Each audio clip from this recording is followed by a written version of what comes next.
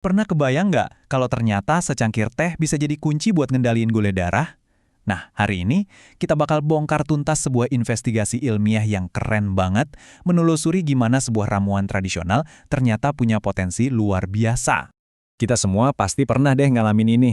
Abis makan kenyang, apalagi yang banyak nasinya, kok tiba-tiba ngantuk berat? Rasanya lemes, susah fokus. Nah, ternyata ada penjelasan ilmiah di balik sensasi ini. Dan biang keroknya adalah lonjakan gula darah. Oke, namanya emang kedengaran rumit ya, hiperglikemia postprandial. Tapi jangan pusing dulu, konsepnya tuh simple banget. Ini cuma istilah keren buat lonjakan gula yang terjadi di darah kita pas banget setelah kita makan. Nah, mengelola lonjakan inilah yang jadi fokus utama banyak penelitian, termasuk yang mau kita bedah sekarang. Oke, yuk kita selami lebih dalam lagi. Biar kita ngerti gimana cara ngendaliin lonjakan gula ini, kita harus kenalan dulu sama aktor utamanya, sebuah enzim yang kerjaannya di dalam tubuh kita. Coba bayangin enzim yang namanya alfa-glukosidase ini sebagai satpam gerbang gula. Jadi tugas dia itu mecahin karbohidrat yang rumit dari makanan kita, jadi gula-gula kecil yang simple biar bisa diserap tubuh.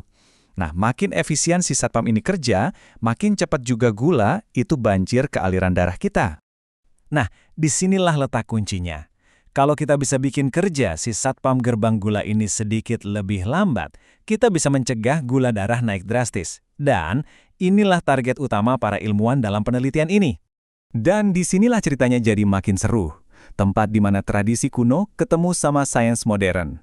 Para peneliti ini nggak mulai dari nol di laboratorium loh. Mereka justru ngikutin petunjuk dari masa lalu, petunjuk yang ada di dalam secangkir teh tradisional. Inilah dia sumber petunjuknya. Daun dari tanaman bernama Aquilaria sinensis. Teh dari daun ini udah lama banget dikonsumsi di Tiongkok Selatan. Bukan cuma karena rasanya, tapi karena khasiatnya yang udah dipercaya turun-temurun. Kutipan dari penelitian ini ngerangkum masalahnya dengan pas. Jadi orang-orang udah tahu teh ini ada gunanya, tapi nggak ada yang tahu persis kenapa bisa begitu. Senyawa aktif apa sih di dalam daun ini yang sebenarnya bekerja? Nah, inilah misteri yang coba dipecahkan sama para ilmuwan. Sekarang, yuk kita ikuti jejak para detektif ilmiah ini. Langkah pertama mereka adalah nemuin cara paling ampuh buat ngeluarin kekuatan dari daun teh tersebut. Nah, ini dia hasilnya. Dan ini menarik banget. Para peneliti ini nyobain beberapa jenis pelarut. Dan coba lihat bedanya. Di grafik ini, makin pendek batangnya, makin kuat efeknya. Kelihatan jelas kan? Ekstrak yang pakai etanol 70% itu jauh lebih unggul. Ini artinya, pelarut inilah yang paling jago buat nalik senyawa aktif dari daun tehnya. Dan inilah angka juaranya, 6,93. Angka ini disebut IC50, nunjukin seberapa sedikit ekstrak yang dibutuhin buat ngeblokir setengah aktivitas enzim. Gampangnya, makin kecil angkanya, makin dahsyat kekuatannya. Sebagai perbandingan ya, obat diabetes standar itu, Acarbose, nilai IC50-nya sekitar 180. Jadi 6,93 banding 180, jauh banget kan? Ini bukti kalau ekstrak teh ini benar-benar kuat. Oke, setelah dapat ekstrak yang paling manjur, investigasinya naik level. Sekarang saatnya kita zoom in buat cari tahu dari sekian banyak senyawa di dalamnya, molekul spesifik mana sih yang jadi dalang utamanya? Dengan teknik penyaringan modern, para peneliti akhirnya dapat 5 tersangka utama ini. Mereka inilah senyawa-senyawa yang paling mungkin bertanggung jawab atas kekuatan si ekstrak teh tadi. Dan tabel ini dengan jelas nunjukin siapa pemenangnya. Coba deh, lihat baris paling atas. EGCG ini nggak cuma punya daya rekat paling tinggi ke enzimnya, tapi juga punya skor penghambatan atau IC50 yang paling rendah. Artinya, dia yang paling ampuh. Udah jelas, EGCG ini bintang utamanya. Oke, kita udah tahu siapa pelakunya, EGCG. Sekarang pertanyaan selanjutnya adalah, gimana cara kerjanya? Gimana caranya molekul ini secara fisik bisa nge-stop si satpam gerbang gula? Ternyata ada beberapa cara buat ngeblokir enzim.